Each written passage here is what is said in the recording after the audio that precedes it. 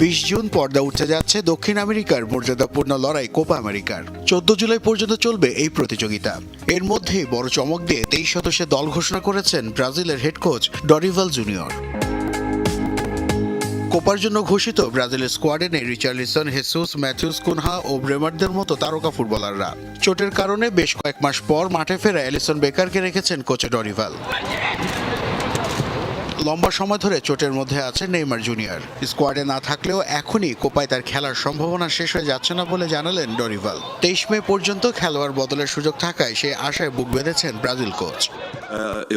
আমাদের নায়কের প্রয়োজন, যিনি দায়িত্ব নিয়ে আমাদের দলে শক্তি বাড়াবে। সৃষ্টিকর্তা চাইলে নেইমারের মতো খেলোয়াড়ের খেলাটা কিছুটা হলেও সম্ভাবনা আছে।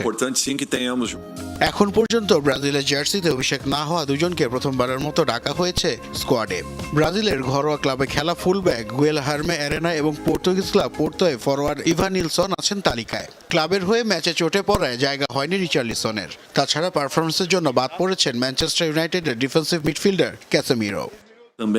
ম্যানচেস্টারে 3 মাস আগে ক্যাসামিরোর সঙ্গে আমি কথা বলেছি। তার এবং দল নিয়ে আমার ভাবনা কি সেসব তাকে বুঝিয়ে বলেছি।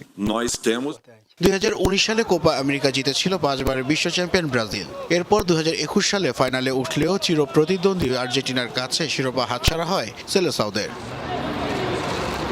নাসিফ শুভ, যমুনা স্পোর্টস।